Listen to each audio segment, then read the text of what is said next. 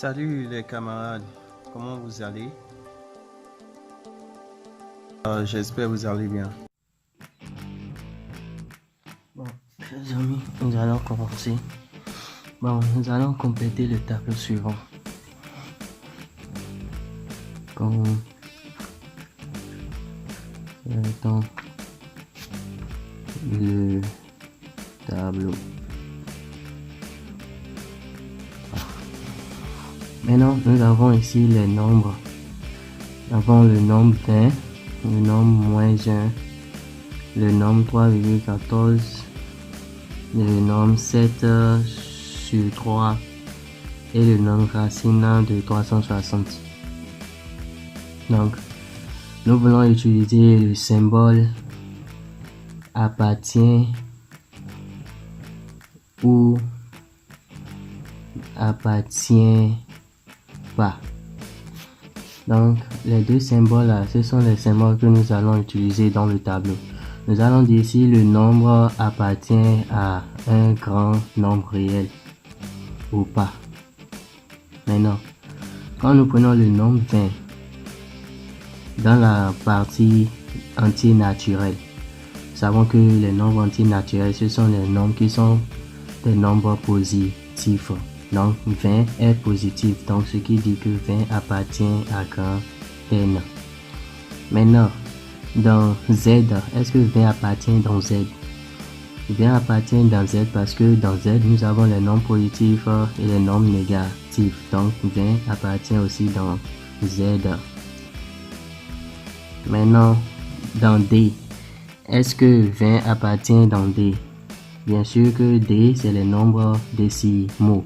Donc 20 peut être écrit sous forme décimale. Donc on peut dire 20,00. Donc étant dit 20 appartient à D. Donc le nombre 20 aussi appartient à D. Maintenant Q, les nombres rationnels. Nous allons dire si 20 appartient au nombre rationnel. Nous savons que les nombres rationnels, ce sont des nombres à fraction. Donc des nombres à fraction. Donc ce qui dit quoi? 20 peut être écrit sous forme 20 sur 1. Donc ce qui dit que 20 aussi appartient à grand Q, les nombres rationnels. Donc ça appartient. Maintenant, nous allons dire si 20 appartient à R. Donc comme je vous l'ai déjà dit, tous ces nombres-là appartiennent tous à R. Donc ce qui dit que 20 appartient à R. Donc on met le symbole appartient. Maintenant nous passons au nombre moins 1.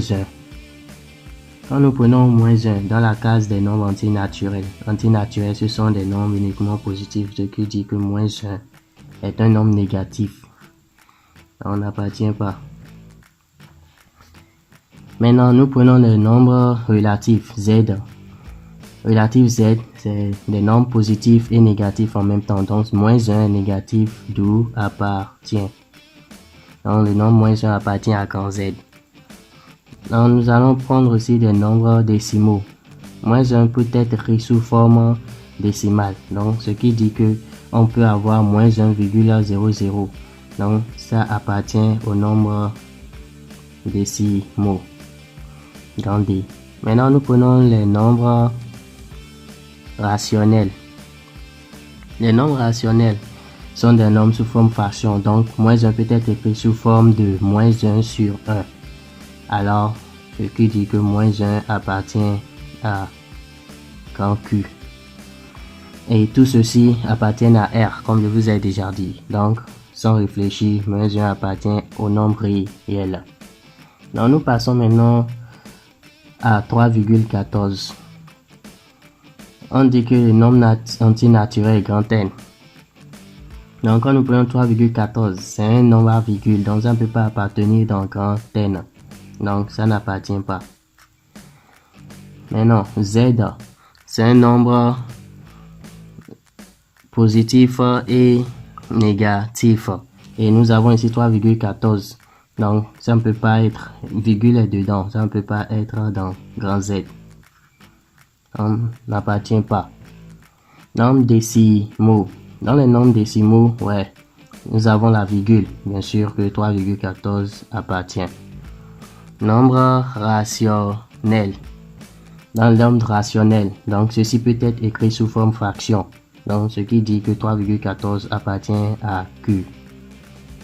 Maintenant, tout ceci appartient tous à grand R. Donc sans plus réfléchir, ça appartient à grand R. Donc appartient. Maintenant nous venons sur le nombre 7 sur 3. 7 sur 3. On est les nombres entiers naturels. Uniquement positif. C'est bien que c'est positif ici, mais c'est sous forme fraction, donc ça n'appartient pas. Donc, n'appartient pas. Maintenant, grand Z. 7 sur 3. Ça n'appartient pas non plus. N'appartient pas. Maintenant, dans les nombres décimaux. Les nombres décimaux. Là, c'est une fraction. C'est pas un nombre à virgule. Donc, ça n'appartient pas non plus. N'appartient pas. Maintenant, nombre rationnel. Dans les nombres rationnels, nous voyons que c'est le nombre à fraction. Donc là, ça appartient. Ça appartient. Ça appartient. Maintenant, ici, nombre réel, sans plus tarder, bon, ça appartient au nombre réel.